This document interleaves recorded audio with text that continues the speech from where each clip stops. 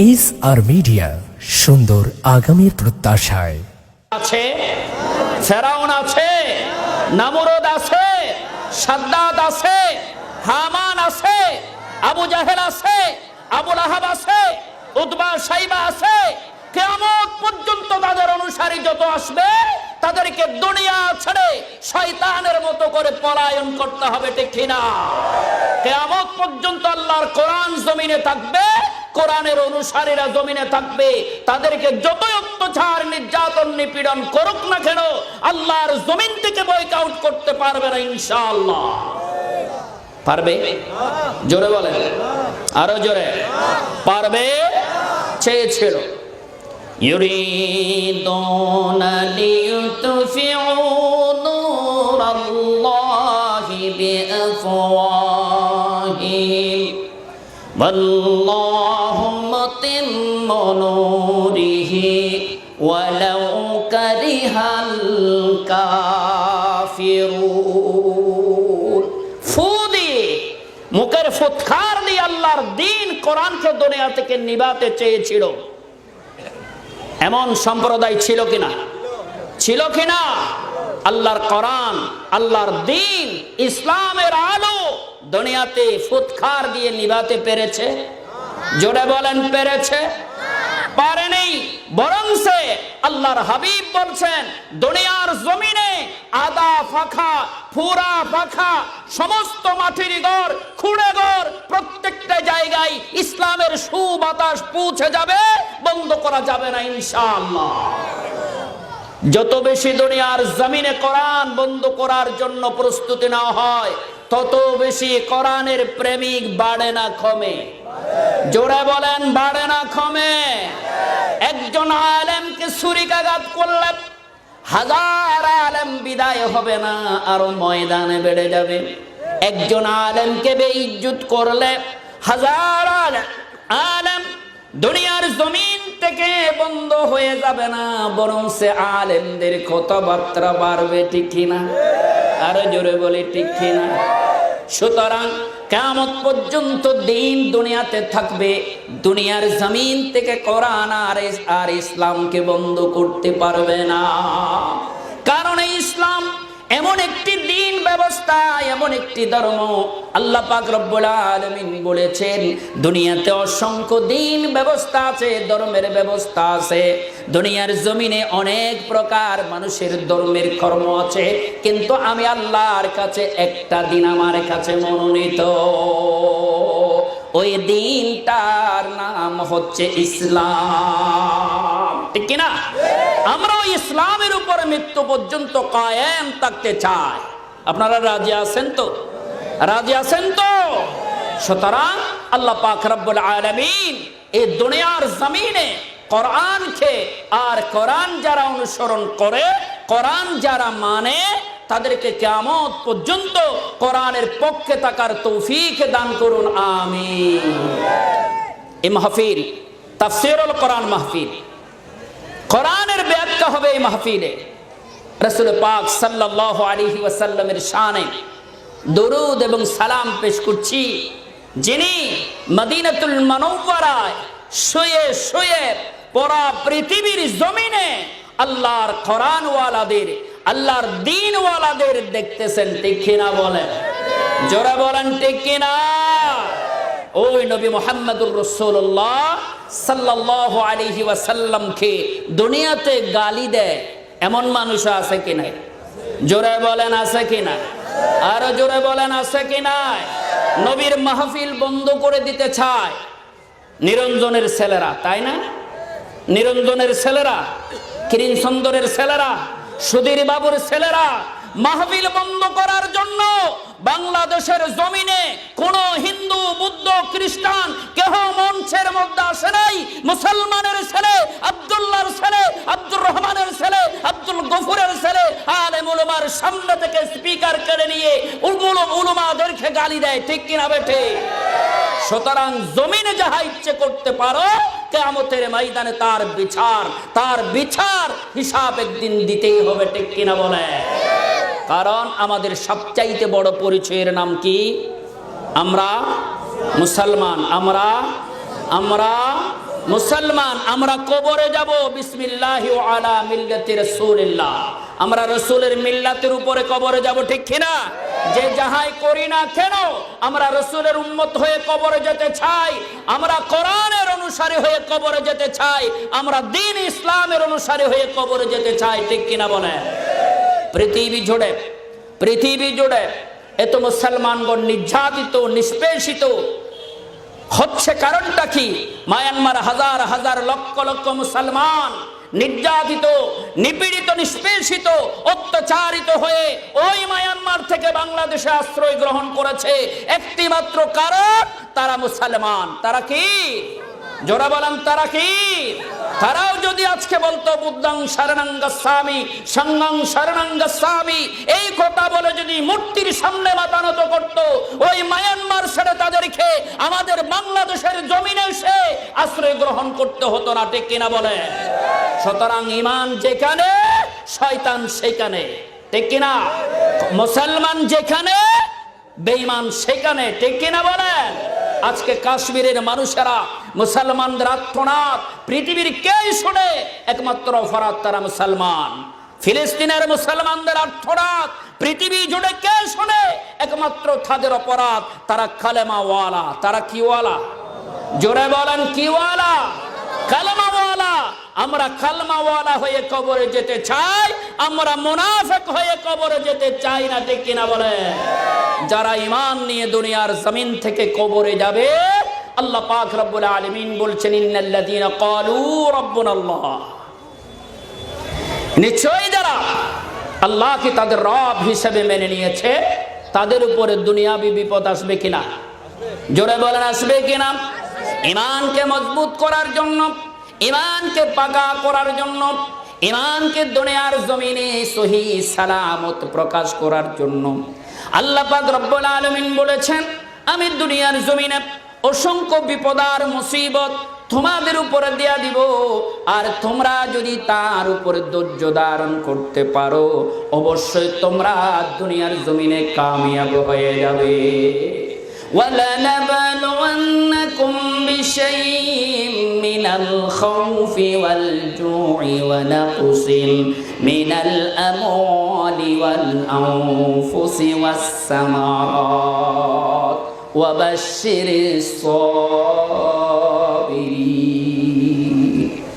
الَّذِينَ إِذَا أَصَابَتْهُمْ مُصِيبَةٌ قالوا إنا لله وإنا إليه راجعون। ঈমানওয়ালাদের উপর দুনিয়াবি বিপদ আর মুসিবত আসবে কিনা? জোরে বলেন, আসবে কিনা? ঈমান এনেছিল বলে হযরত বেলালের উপর কঠিন মুসিবত এসেছিল, ঈমান এনেছিল বলে হযরত হাব্বাবের উপর কঠিন মুসিবত এসেছিল, ঈমান এনেছিল বলে হযরত ইয়াসিরের উপর কঠিন বিপদ এসেছিল, ঈমান এনেছিল বলে হযরত সুমাইয়া রাদিয়াল্লাহু তাআলা আনহার উপর অসংখ্য বিপদ আর মুসিবত এসেছিল। কিন্তু দুনিয়ার জমিনে যারা ঈমানদার, যারা মুমিন, আল্লাহর উপরে যাদের পূর্ণ আস্থা আছে, তাদের ঈমান কখনো কাফের আর মুশরিকরা কখনো তাদের অন্তর থেকে বের করতে পারবে না, ঠিক কিনা? পৃথিবী জুড়ে মুসলমানদের আন্দোলন চলতেছে, ঈমানদারদের আন্দোলন চলতেছে। পৃথিবী জুড়ে ঈমানদারদের সংখ্যা বাড়তেছে কিনা কমতেছে? জোরে বলেন, বাড়তেছে কিনা কমতেছে? অসংখ্য বাড়তেছে। ইউরোপে হাজার হাজার মানুষ ইসলাম ধর্ম গ্রহণ করতেছে। এশিয়াতে যেরকম মুসলমান, আগামী 20 বছর পরে ইউরোপেও সেই রকম মুসলমানদের সংখ্যা বাড়বে কি কমবে? জোরে বলেন, বাড়বে কি কমবে? অবশ্যই দুনিয়ার জমিনে মুসলমানদের সংখ্যা দিন দিন বাড়তেছে। কিয়ামত আসার আগে মুসলমানদের এই নেতৃত্ব দুনিয়ার জমিনে সবার উপরে উঠবে। এই জন্য আজকে ইহুদি নাসারারা পাগল হয়ে গেছে, মুসলমানদেরকে এখানেই থামাতে হবে। তারা সেই চিন্তা করতেছে, ঠিক কিনা? পারবে? জোরে বলেন, পারবে? কখনো পারবে না। মুসলমানদেরকে থামাইতে পারবে না, কারণ ঈমানওয়ালা তাদেরকে থামানো সহজ না, অনেক কঠিন। কারণ হযরত বেলাল হাবশী রাদিয়াল্লাহু তাআলা আনহুকে উমাইয়া থামাতে চেয়েছিল, মুহাম্মাদের কালেমা ফিরত দাও, মুহাম্মাদের কালেমা ফিরত দাও। ও বেলাল, তুমি আমার গোলাম হয়ে সারা জীবন তুমি ভালোভাবে বাসো আর ভালোভাবে থাকো। মুহাম্মাদের পাগলের কথা শুনে তুমি কি হইও না, পাগলামি করিও না বেলাল। তুমি যত তাড়াতাড়ি পারো তোমার কালেমা ছেড়ে দাও। হযরত বেলাল বললেন, ও উমাইয়া, তুমি যত ইচ্ছে আমাকে অত্যাচার জুলুম করতে পারো, আমাকে নির্যাতন করতে পারো, আমি বেলাল যে কালেমা পড়েছি মুহাম্মাদের উপরে, ওই কালেমা জীবন থাকতে কখনো আমি ফেরত দিব না। ঠিক কিনা বলেন? ফেরত দিব না। আমরা বেলালের অনুসারী। জোরে বলি আমরা কার অনুসারী? আরো জোরে বলি কার? বেলালের অনুসারী। আমরা হযরত বেলালের জীবনী থেকে শিক্ষা গ্রহণ করেছি। আমরা হযরত বেলালের জীবনী থেকে শিক্ষা গ্রহণ করেছি।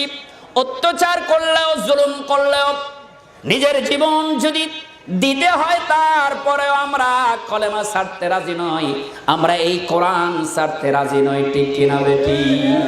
এই দুনিয়ার জমিনে আল্লাহ কোরআন দিয়েছেন। রাসূল পাক সাল্লাল্লাহু আলাইহি ওয়াসাল্লাম যখন দুনিয়ার জমিনে কোরআনের কথা, আল্লাহর কথা বলা আরম্ভ করলেন, মক্কার মানুষেরা বলল, ও মুহাম্মদ, ও ভাতিজা আব্দুল্লাহর ছেলে, আল্লাহ পাক রব্বুল আলামিন তোমার রব এত কি নাখেস যে তোমার মতো একজন উম্মি, তোমার মতো একজন নিরক্ষর, তোমার মতো একজন অদক্ষ মানুষকে কিভাবে দিয়ে দুনিয়ার জমিনে আল্লাহর একত্ববাদ প্রতিষ্ঠা করতে চায়? এটা তো সম্ভব না। কারণ মক্কার জমিনে অনেক উচ্চ শিক্ষিত মানুষগুলো আছে যাদের মাধ্যমে কি করা যেত, যাদের মাধ্যমে আল্লাহর একত্ববাদ দুনিয়ার জমিনে প্রচার করা যেত। কিন্তু তুমি মুহাম্মদকে দিয়ে কিভাবে আল্লাহর একত্ববাদ দুনিয়ার জমিনে প্রকাশ করা সম্ভব না। এই কথা বলে মক্কার কাফের মুশরিকেরা আমার নবীকে বিভিন্ন ভাবে বেইজ্জতি করার জন্য চেষ্টা করেছে। আল্লাহর হাবিব বলছেন, যতই কথা বলো আমার ডান হাতে সূর্য আর বাম হাতে চন্দ্র দাও। আমি যেই কথা বলার জন্য দুনিয়াতে এসেছি, আল্লাহর দ্বীন প্রতিষ্ঠা করার জন্য, আল্লাহর একত্ববাদ প্রতিষ্ঠা করার জন্য, কালেমার দাওয়াত দেওয়ার জন্য আমি দুনিয়াতে এসেছি। এই কালেমার দাওয়াত দেওয়া থেকে আমাকে দুনিয়ার জমিনের কেউ কি করতে পারবে না, রুখতে পারবে না, নিষেধ করতে পারবে না। কারো কথা আমি শোনার জন্য বাধ্য নই, একমাত্র আল্লাহর কথা ছাড়া। ঠিক কিনা বলেন? আমরাও কার কথা মানতে রাজি? জোরে বলেন কার? আল্লাহর জমিনে আল্লাহর কথাই হবে, আল্লাহর জমিনে আল্লাহর কোরআনের কথাই হবে, আল্লাহর জমিনে আল্লাহর নবীর কথাই হবে। কোন শয়তানের ষড়যন্ত্র শুনে আমরা আল্লাহর কোরআন থেকে দূরে সরে আসবো না ইনশাআল্লাহ। জোরে বলেন ইনশাআল্লাহ। আসবেন? রাসূল পাক সাল্লাল্লাহু আলাইহি ওয়াসাল্লাম বলছেন, দুনিয়ার জমিনে আমার উম্মতের ভিতরে 4টা নিয়ামত যারা পেয়েছে দুনিয়াতেও কামিয়াব হয়েছে, আর কবরেও নাজাত পেয়েছে, কিয়ামতের ময়দানেও আল্লাহ পাক রব্বুল আলামিনের মহব্বত আর ভালোবাসার নজরে পড়েছে। রাসূল বলেছে, ওই 4টি নিয়ামতের ভিতরে 1 নম্বর নিয়ামতের কথা হচ্ছে, রাসূল বলছেন, কালবান শাকিরা। আমাদের অন্তরটা আল্লাহর শুকরগুজারওয়ালা হতে হবে। আমরা যে কোনো বিপদ আপদ মুসিবতের মধ্যে কেউ যখন আমরা একজন আরেকজনকে প্রশ্ন করি, ভাই কেমন আছেন? উনি বলছেন আছি কোন রকম। উনি যদি বলে আলহামদুলিল্লাহ, আল্লাহ আমাকে ভালো রেখেছেন, আল্লাহ বলেছেন লা ইন শাকারতুম লা আযীদান্নাকুম ওয়া লা ইন কাফারতুম ইন্না আযাবি লাশাদীদ। বান্দা আমার নিয়ামতের শুকরিয়া আদায় করেছো, আমি তোমাকে নিয়ামত বাড়িয়ে দেব। আলহামদুলিল্লাহ বলে। আর নিয়ামতের না কদর করেছো, তোমার জন্য শাস্তি অপেক্ষা করতেছে। নিয়ামতের অকৃতজ্ঞতা করলে শাস্তি অপেক্ষা করতেছে। আর নিয়ামতের যদি শুকরিয়া আদায় করো, আমি আল্লাহ পাক দুনিয়ার জমিনে তোমাকে অসংখ্য নিয়ামত দিয়ে ভরপুর করে দিব। ঠিক কিনা বলেন? কালবান শাকিরান, আমাদের কলবটা হবে আল্লাহর শুকরিয়া পূর্ণ। আলহামদুলিল্লাহ বলেন। আমরা যে কোনো বিষয়ে কার শুকরিয়া আদায় করব? জোরে বলেন কার? আল্লাহর প্রশংসা করব, আল্লাহর শুকরিয়া আদায় করব। আল্লাহ ছাড়া আর কারো প্রশংসা, আল্লাহ ছাড়া আর কারো শুকরিয়া আমরা আদায় করব না ইনশাআল্লাহ। ঠিক কিনা বলেন? ওয়া লিসানান যাকিরা, এই জবানটা দিয়েছেন কে? জোরে বলেন কে? এই জবানটা আমাদেরকে দিয়েছেন মিথ্যে কথা বলার জন্য, সুদী লেনদেন করার জন্য, ঘুষের কারবার করার জন্য, মাঝে মাঝে বাবা টানার জন্য, ইয়াবা খাওয়ার জন্য, মদ আর গাঁজা খাওয়ার জন্য এই জবানটা দিয়েছে আমরা মনে করতেছি। আল্লাহ বলেছেন ওয়া লিসানান যাকিরা, তুমি তোমার জুবান দিয়ে যখন আমি আল্লাহর শুকরিয়া আদায় করবা, আমি আল্লাহর জিকির করবা, আল্লাহ পাক রব্বুল আলামিন তোমার এই জুবান দিয়ে মৃত্যুর সময় বের করে দিবে লা ইলাহা ইল্লাল্লাহু মুহাম্মাদুর রাসূলুল্লাহ। মৃত্যুর সময় কলেমা পড়তে পারার চেয়ে আর কোন সৌভাগ্য হতে পারে? জোরে বলেন হতে পারে? রাসূল পাক সাল্লাল্লাহু আলাইহি ওয়াসাল্লামের কাছে একজন সাহাবী প্রশ্ন করলেন, ইয়া রাসূলুল্লাহ, আমাকে এমন একটি আমল শিক্ষা দিন যে আমলের কারণে আমি মৃত্যুর সময় নাজাত পাই। আল্লাহর হাবিব বলছেন, সব সময় তোমার জিহ্বা, তোমার ঠোঁট, তোমার মুখ আল্লাহর জিকির দ্বারা তাজা রাখবে। আলহামদুলিল্লাহ বলেন। আমরা এই জবানকে আল্লাহর জিকির দ্বারা কি রাখবো? তাজা। জোরে বলেন ভিজা রাখবো। এখন আমরা এই জুবান তো ভিজা থাকে না, বাবা না টানলে মন ভালো থাকে না। ঠিক কিনা বলে? গাজা না টানলে মন ভালো থাকে না, বোতল কাঁধে না নিলে মন ভালো থাকে না। ও বোতল কুর, ও গাজা কুর, ও বাবা কুর, তুমি যত সময় তাড়াতাড়ি আছে ভালো হয়ে যাও। হুজুর জীবনে যত পাপ করেছি হয়তো আল্লাহ আমার আর মাফ করবে না, জাহান্নামী তো আমি হয়ে গেছি। বান্দা না খুশ হইও না, বান্দা না উম্মাত হইও না। আল্লাহ পাক রব্বুল আলামিন বলে দিয়েছেন, কুল ইয়া ইবাদিয়াল্লাযীনা আসরাফু আলা আনফুসিহিম লা তাকনাতু মির রাহমাতিল্লাহ, ইন্নাল্লাহা ইয়াগফিরুয যুনুবা জামিআ, ইন্নাহু হুয়াল গাফুরুর রহিম। যত অপরাধ করো, যত অন্যায় করো, সময় থাকতে যদি আল্লাহর কাছে এসে বান্দা ক্ষমা চায়, মাফ করার যোগ্যতা আছে কার? জোরে বলেন কার? আল্লাহু গাফুরুর রহিম। বান্দাকে ক্ষমা করার জন্য আল্লাহ সব সময় প্রস্তুত, কিন্তু আমাদেরকে কি করতে হবে? আল্লাহর কাছে চাইতে হবে। কার কাছে? জোরে বলেন কার?